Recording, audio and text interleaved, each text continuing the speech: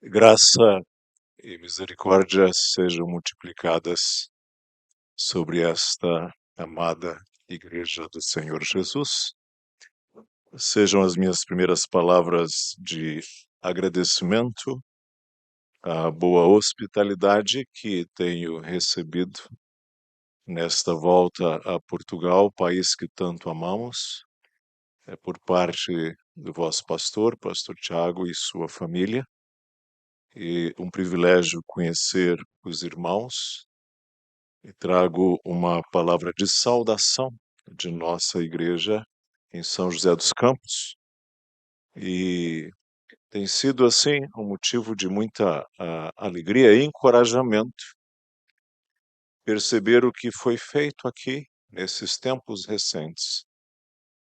Pensando no seminário Martin Bucer, montando essa estrutura que aqui tem sido edificada para o treinamento de ministros, de pastores, de líderes para este país e para o mundo de fala portuguesa, de tal maneira que a nossa palavra primeira é de reconhecimento ao esforço de pastor Tiago Oliveira e desta igreja, apoiando naturalmente para que esse trabalho se estabeleça, cresça e os irmãos contem com as nossas orações e com o nosso mais empenhado apoio para que o seminário que aqui se estabelece em pleno centro de Lisboa, com uma estrutura tão qualificada e tão bonita, possa abençoar muitas e muitas vidas. O Senhor os abençoe grandemente.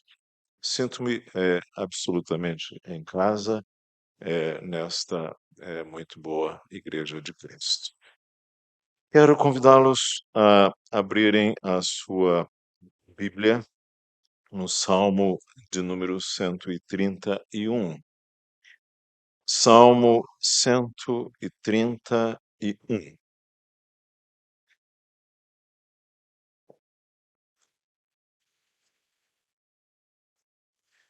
São apenas 3 versos para a leitura dos quais peço a sua atenção. Cântico dos degraus de Davi. Senhor, o meu coração não se elevou, nem os meus olhos se levantaram. Não me exercito em grandes assuntos, nem em coisas muito elevadas para mim. De certo fiz calar e sossegar a minha alma, qual criança desmamada para com sua mãe, tal é a minha alma para comigo. Espere, Israel, no Senhor, desde agora e para sempre. Amém. A criança, o bebê, mesmo quando não fala, sente. A criança, por mais tenra que seja, se estiver sã, quando sentir fome, ela chora. Aliás, ela não apenas chora. Lá no Brasil nós dizemos ela berra. Tínhamos em nossa igreja um bebê, que aliás já recentemente casou-se, mas quando bebê ele estava ao colo de sua mãe, e quando sentia fome, a sua mãe o conduzia lá ao reposteiro, à galeria, e ele chorava de uma tal maneira que parecia que o nosso prédio ia demolir, ia ao chão. Era assim que ele dizia para sua mãe, para todos nós: estou com fome. Porque há uma inquietação básica no ser humano com fome. Alguns estudiosos até propõem para o termo alma a origem em garganta, a ideia de algo faminto, alma. Aqui estamos diante desse livro precioso, os Salmos, preciosíssimo livro da palavra do nosso bom Deus. São orações cantadas, orações em louvor.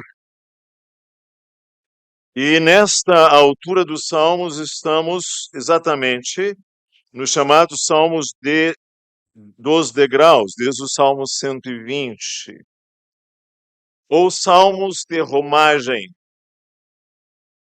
que eram os, ou também eventualmente chamados Salmos das subidas, porque eram os salmos que os israelitas entoavam quando se dirigiam ou quando subiam para Jerusalém.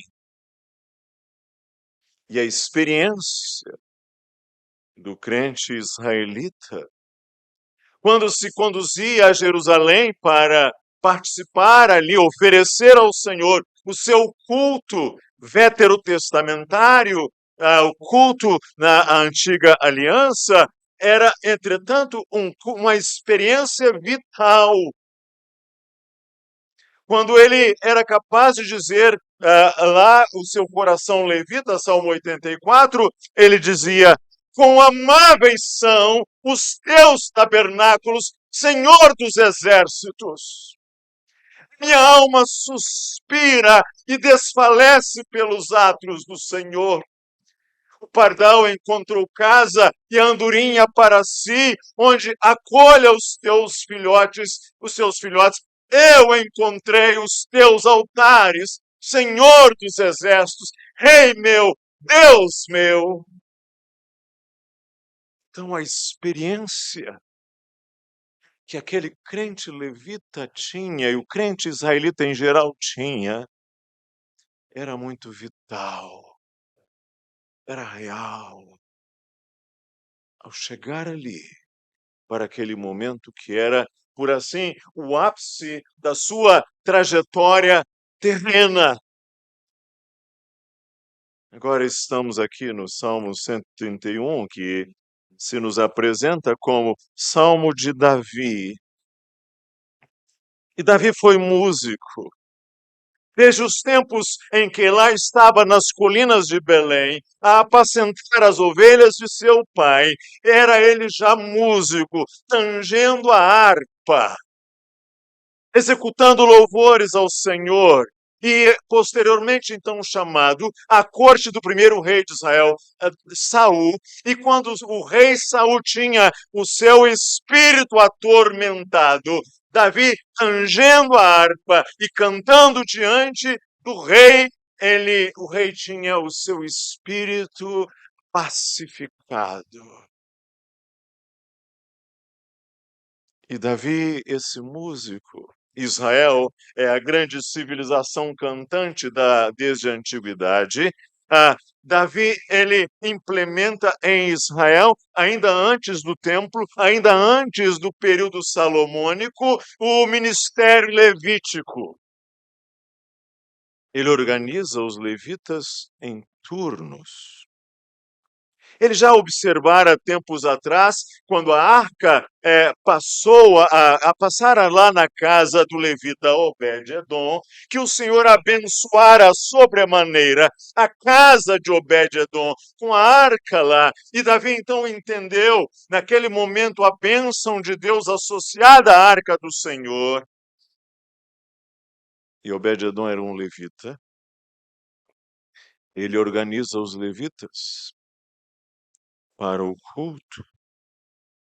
Ele, inclusive, equipa os levitas com os seus instrumentos, que os livros de crônicas dirão, os instrumentos de Davi, a saber, harpas, alaúdes e símbolos, que eles usavam, os levitas, no seu exercício de entoar os salmos. E aqui temos um salmo, que é o coração de Davi, mas é também o coração levita. Eu chamo a sua atenção para 3 pontos aqui. O primeiro deles, se o meu coração fosse inquieto. Em segundo lugar, o meu coração é levita. E em terceiro lugar, o descanso deste meu coração levita. Observem o verso primeiro. Se o meu coração fosse inquieto, ele diz: Senhor. Está em nossa versão a palavra Senhor em caixas altas, porque remete-se ao nome sagrado e impronunciável de Deus, Yahvé, Javé, Jeová, não sabemos exatamente a melhor pronúncia. Senhor, o meu coração não se elevou, nem os meus olhos se levantaram. Não me exercito em grandes assuntos, nem em coisas muito elevadas para mim. Os olhos e os corações buscam coisas. E o coração soberbo, e a ideia de soberba e de altivez tem a ver com grandezas, tem a ver com coisas que se agigantam. O coração soberbo e o olhar altivo buscam satisfazer-se. Soberba e altivez têm relação com coisas grandes, com grandes coisas maravilhosas demais. E ele diz: os meus não me exercito em grandes assuntos, nem em coisas muito elevadas. Para minha outra versão, dirá em coisas maravilhosas demais para mim. Se fora uma alma ambiciosa, seria uma alma inquieta. Como a alma, como a andorinha. Andorinha, pássaro. Já viram a andorinha em seu voo? É inquieta. Inquieta, não é? Absolutamente inquieta. Mas a alma deste salmista aquietou-se, sossegou. E ele dirá a razão. Ele dirá: de certo fiz calar, verso 2, o meu coração é levita. Ele dirá: de certo fiz calar e sossegar a minha alma. Qual criança desmamada para com sua mãe, tal é a minha alma para comigo. Israel cantava as canções levíticas e os levitas ecoavam os salmos de Davi, e havia como que se fora uma relação muito forte entre o coração de Davi e o coração do levita, que se esperava fosse também a representação do coração do israelita. E agora ele diz: a criança no colo da sua mãe, que está absolutamente satisfeita, que já está, não no sentido do desmame absoluto, como talvez alguns imaginem, mas que não tem mais fome, que tendo sido amamentada, cessou, sossegou. De certo fiz calar e sossegar a minha alma, qual criança desmamada para com sua mãe. Tal é a minha alma para comigo. criança no colo da mãe que se deleita em estar ali,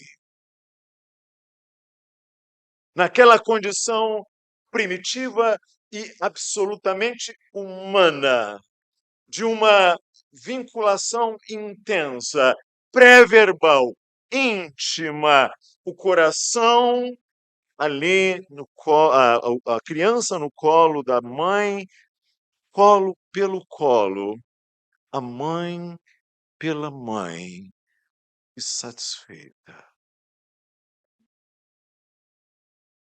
E o salmista diz: eu fiz calar e sossegar a minha alma, como a criança desmamada para com a sua mãe, tal é minha alma para comigo. Isso é um contraste com aquela alma faminta, com aquela alma inquieta, revolta, que somente suga. A criança faminta está em desassossego, mas ele usa aqui os verbos calar, sossegar, inquietar, aquietar a sua alma, perdão. A experiência da quietude, do descanso, do sossego que ele experimenta em sua alma. Isso é extraordinário. E, em terceiro lugar, ele vai nos dizer a razão do descanso deste seu coração levita, fazendo uma conclamação que não é apenas este salmo, que é meio que emblemática da fé do Antigo Testamento. Ele dirá: espere Israel no Senhor. Aqui, Senhor em caixas minúsculas, Adonai. Espere o Senhor, Israel, no Senhor, desde agora e para sempre. Esse é o chamado do levita para o povo de Israel: esperar no Senhor. Os levitas não tinham herança.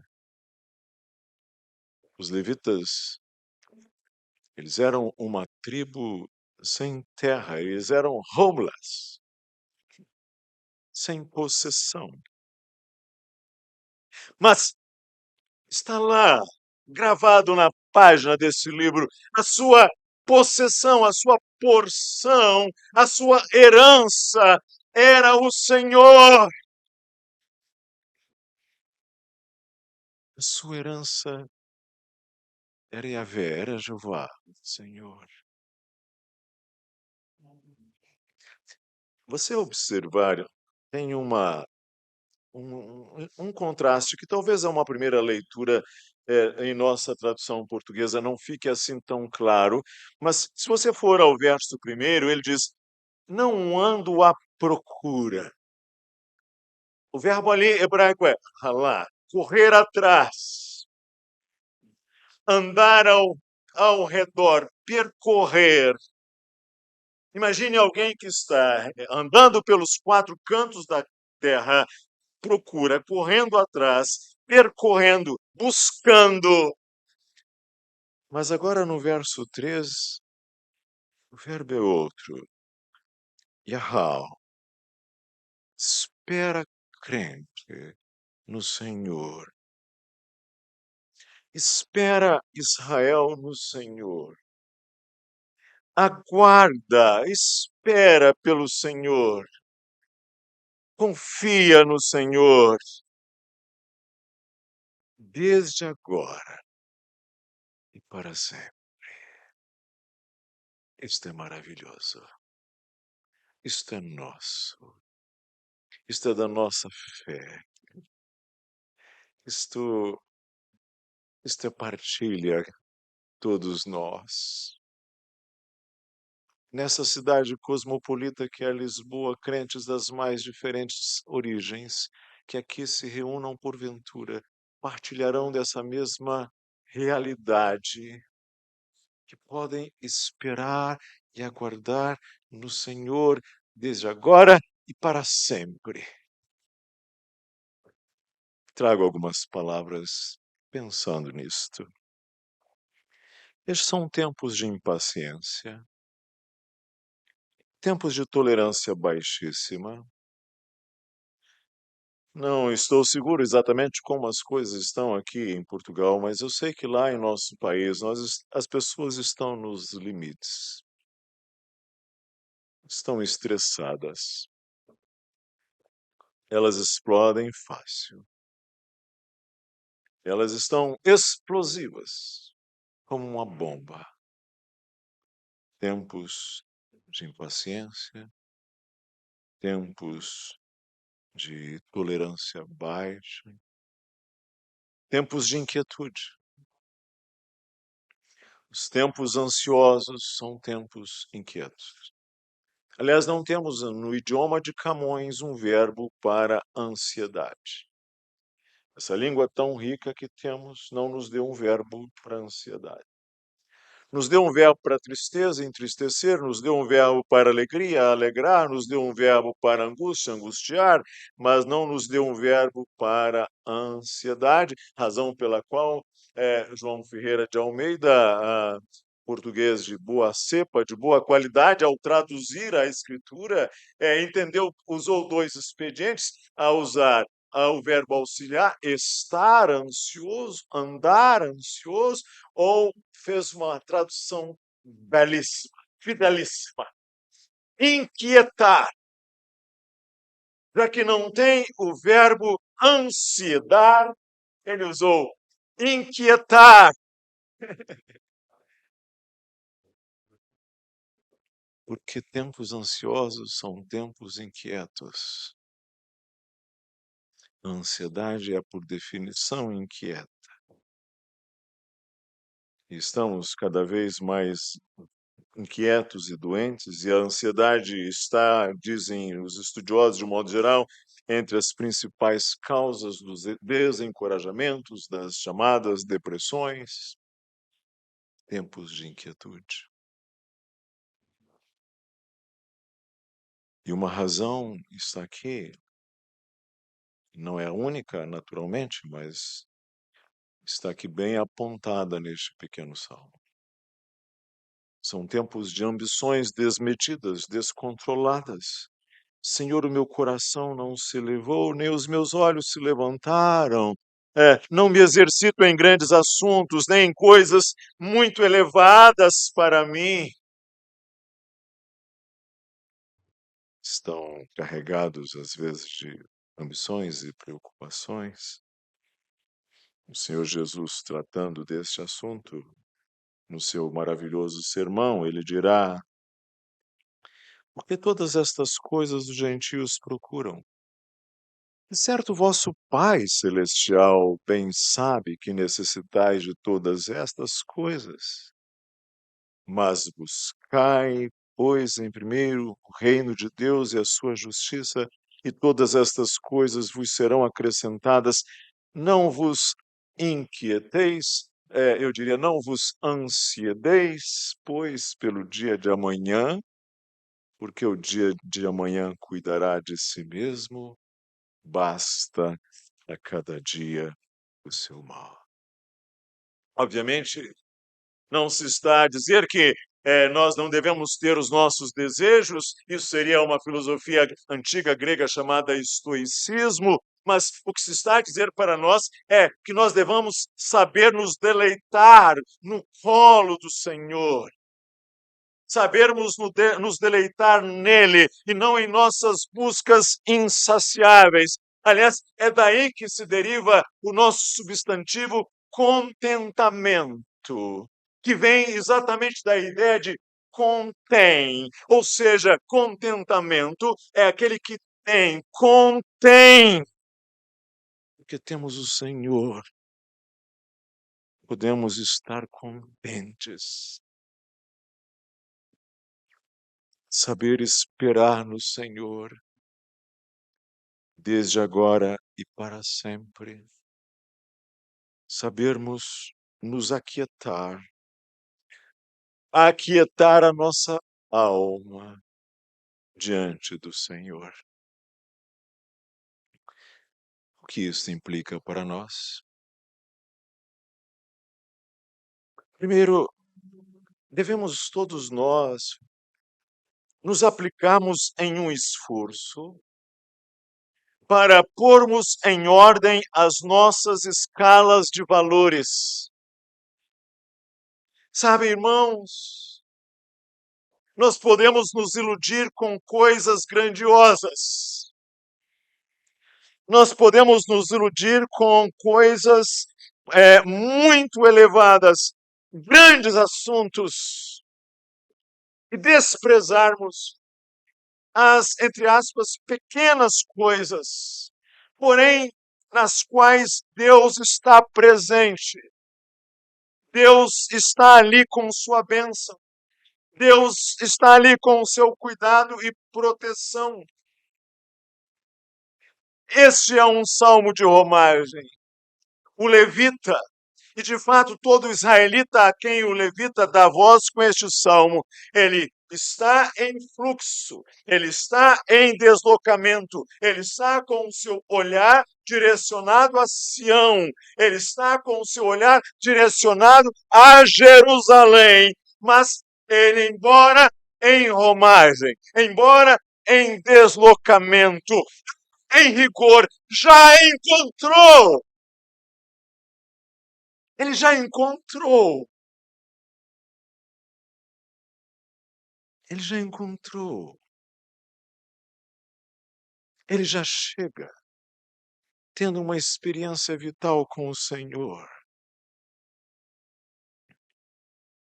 Este salmo lembra-nos do descanso. Aliás, o Salmo 23, que é salmo davídico por excelência, Davi nos lembra isso: Jeová é meu pastor, não tenho falta de nada.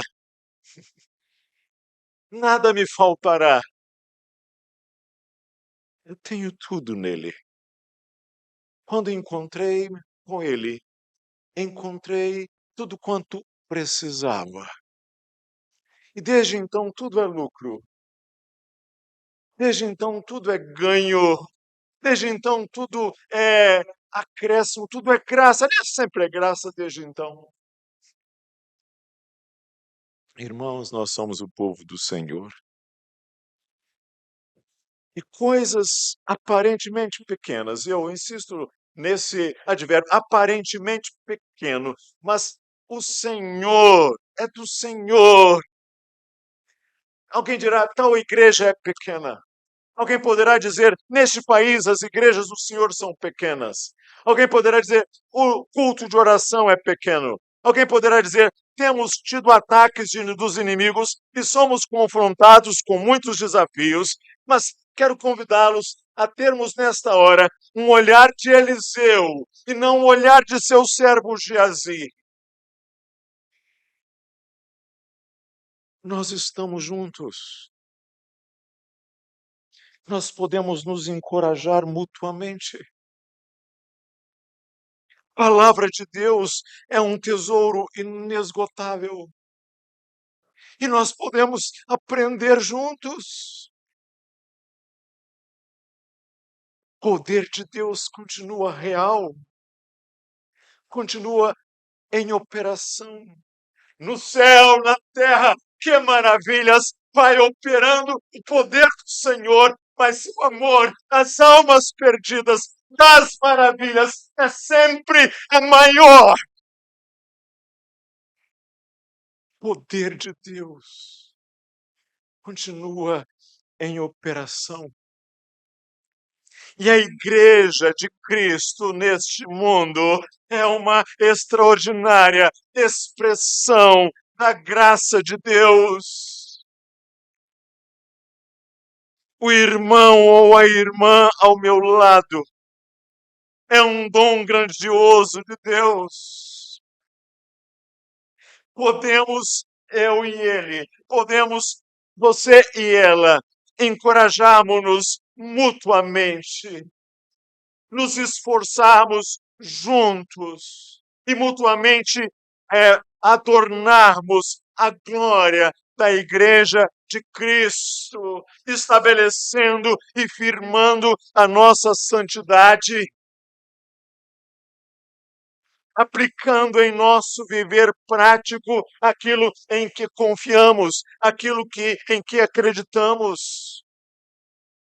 A nossa doutrina é bela, a nossa fé é riquíssima,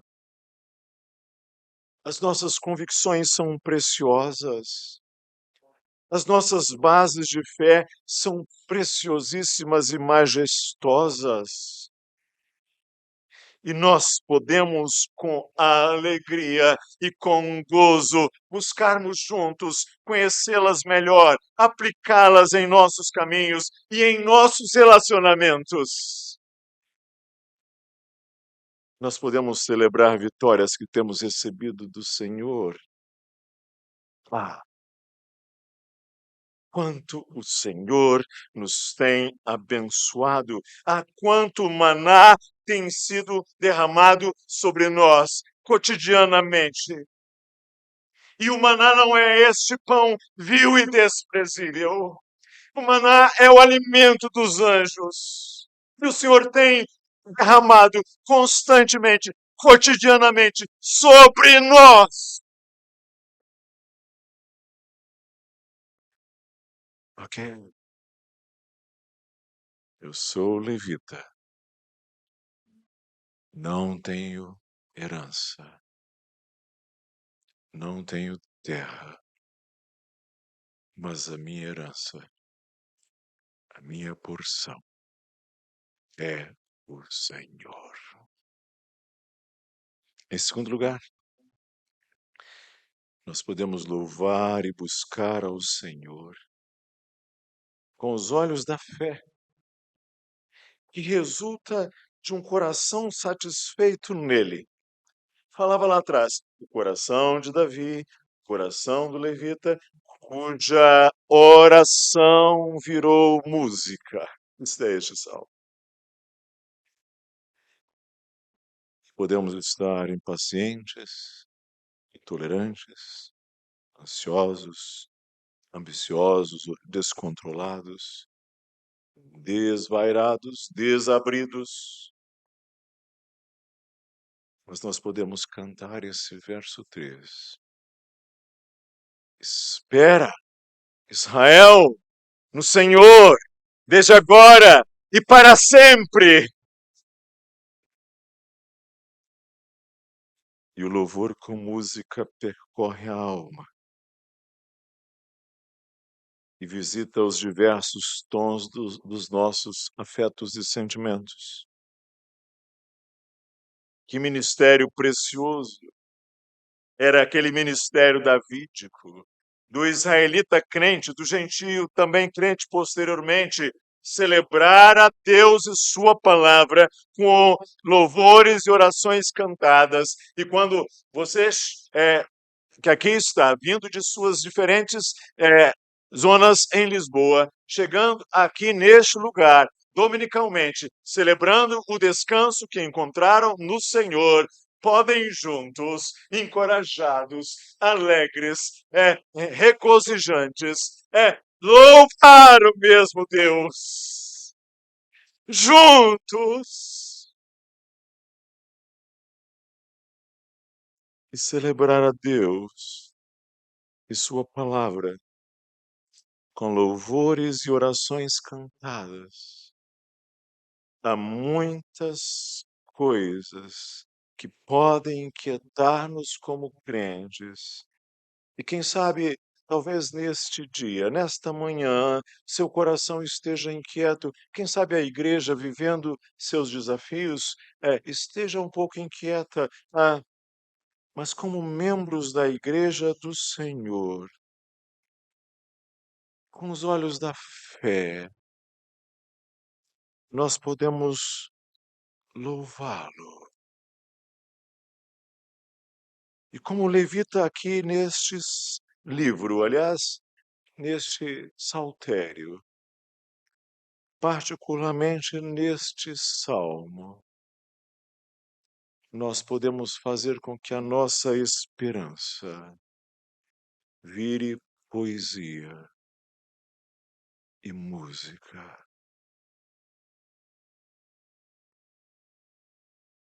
E, em último lugar, também podemos fazer um chamado a percebermos. E portugueses gostam mais do perceber do que o entender. É percebermos a sublimidade do que encontramos em Cristo. Pare um pouco. Reflita agora sobre a sublimidade do que encontramos em Cristo. Martinho Lutero, entre as suas 95 teses, escreveu a de número 62, que diz assim: o verdadeiro tesouro da Igreja é o Santíssimo Evangelho da glória e da graça de Deus. O grande tesouro da Igreja é o sagrado Evangelho de nosso Senhor Jesus Cristo. A glória da Igreja é o Evangelho. De fato, a glória da Igreja é aquele a quem o Evangelho elucida, apresenta, o nosso Senhor Jesus Cristo. E esta Igreja o tem. Ele está aqui. Ele é a riqueza e dom desta Igreja. Ele é a glória deste povo. Ele é a causa dos nossos ajuntamentos. Um dia, o Senhor Jesus disse umas palavras muito fortes, muito contundentes, muito eloquentes, mas também que traziam algum desconforto. E as pessoas que o ouviam começaram a retirar-se, deslocavam-se. Cristo então vira-se para os apóstolos com a seguinte inquirição: não quereis vós também retirar-vos? Esta é uma pergunta crucial. E existem momentos das nossas vidas em que a gente não pode responder errado, entende? Este é um momento de um divisor de águas. Não quereis vós também retirar-vos? E Pedro, respondendo em nome daquele colégio, em nome dos seus colegas, ele diz: Senhor, para quem iremos nós? Só tu tens as palavras de vida eterna. Só tu tens as palavras de vida eterna. Ele encontrou tudo em Cristo. Ele encontrou o seu descanso em Cristo. Ele encontrou todo o significado, toda a hermenêutica da sua caminhada em Cristo. Aquele Cristo compassivo que, contemplando as multidões, compadeceu-se delas, porque andavam exaustas e aflitas, desgarradas e errantes, como ovelhas sem pastor, nas quais ele dirige as seguintes palavras: Vinde a mim, todos vós que estáis cansados e sobrecarregados, oprimidos e aflitos, e eu vos aliviarei. Encontrareis descanso para as vossas almas. Cristo. tendo ido ele à casa de Marta e Maria em Betânia, tendo sido convidado por Marta, grande hospitaleira Marta, a vir à sua casa, e ali assentou-se o Senhor Jesus, e Marta, preocupada em oferecer a Jesus a sua melhor hospitalidade, estava como uma andorinha inquieta. E Maria, sua irmã, quedou-se aos pés de Cristo a ouvir-lhe os ensinamentos, cândida, quieta, sossegada. E Marta vem a Cristo e diz: Mestre, Senhor, não te dás que minha irmã me tenha deixado servir a sozinha? Manda, pois, que venha ajudar-me. Manda. Ela nem percebe a intensidade das suas palavras ditas ao Senhor. Manda, Senhor, manda.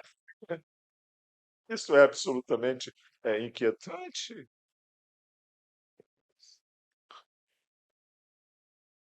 Jesus diz assim: Marta, Marta, tu te inquietas. Não. Tu te ansiedas. Tu te inquietas, tu te ansiedas e te preocupas. Ocupas previamente, preocupas com muitas coisas. Poucas coisas são necessárias, ou mesmo uma só dela. Maria escolheu a melhor parte. Ou Maria escolheu a melhor coisa. Ou Maria escolheu a parte. É Cristo, está aqui. Não posso perder um momento. Quedou-se aos pés de Cristo. Jesus disse: ela escolheu a boa parte, que não lhe será tirada. Maria de Betânia possuía este coração levita, este coração davídico. De fato, este coração do crente do Antigo Testamento, a quem o levita deu voz neste salmo. Cristo. Você já parou para pensar, se aperceber da sublimidade, da preciosidade do que você encontrou em Cristo? Se não, faça isto agora. Que o Senhor nos conceda, irmão e irmã, o mesmo coração, um coração levita, um coração davídico, satisfeito, saciado, espera e confia no Senhor, e que Ele nos abençoe. Amém. Vamos orar? Ó Deus, Tu és o mesmo Deus, o nosso mesmo Senhor. Dá-nos esse coração levita, de nos regozijarmos em Ti, de depositarmos a nossa confiança em Ti, de descansarmos em Ti, de trazermos ao Senhor as nossas inquietações, de focarmos nas coisas essenciais, de não desprezarmos os dias das coisas pequenas, nas quais o Senhor esteja, de nos deleitarmos em Ti, e de esperarmos em Ti, desde agora e para sempre. Amém. Muito obrigado.